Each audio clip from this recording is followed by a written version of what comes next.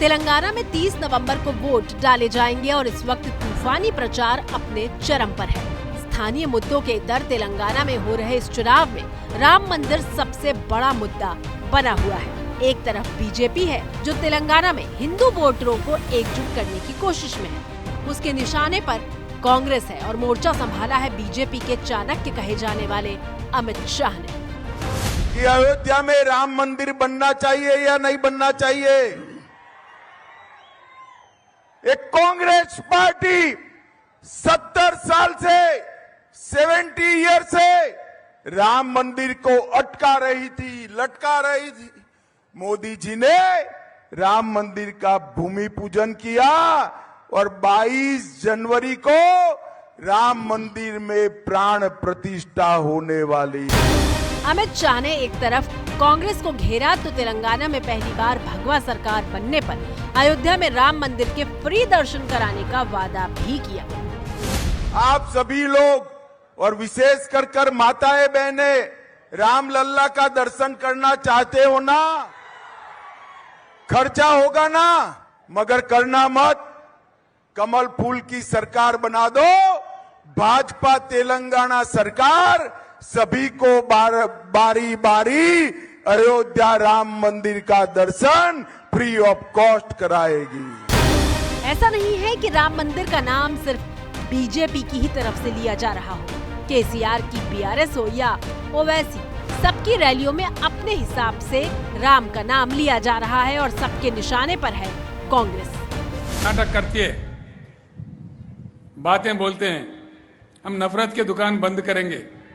भाई मैं पूछ रहा हूं, बाबरी मस्जिद का शहादत किसके हाथ से हुआ था, किसने करवाया था?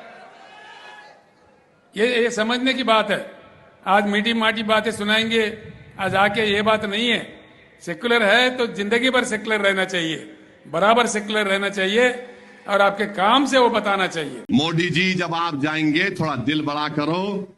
राहुल को भी आपका भाई है, उसको भी साथ लेके जाओ आप, क्योंकि ये काम उनके बाबा ने शुरू किया था, मस्जिद को छीनने का।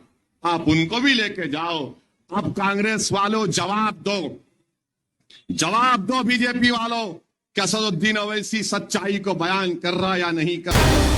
एबीपी न्यूज ने इस मुद्दे पर कांग्रेस की राय भी जानी। कांग्रेस ने तीनों पार्टियों पर मिली भगत का आरोप लगाकर इस मुद्दे से पल्ला झाड़ लिया। क्यों कम सीट लड़ रहे हो यहाँ?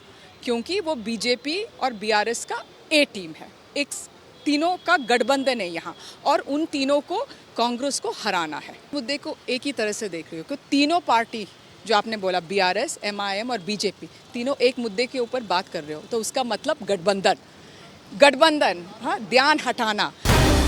आखिर राम मंदिर का मुद्दा क्यों दक्षिण के राज्य तेलंगाना में छाया हुआ है, इसके लिए आपको इन आंकड़ों को देखना चाहिए। तेलंगाना में हिंदू आबादी 85.11%, मुस्लिम आबादी 12.70% है। बीजेपी राम मंदिर के रास्ते हिंदू वोटर्स को एकजुट करना चाहती है, जबकि बीआरएस और एआईएमआईएम की नजरें मुस्लिम वोट पर है।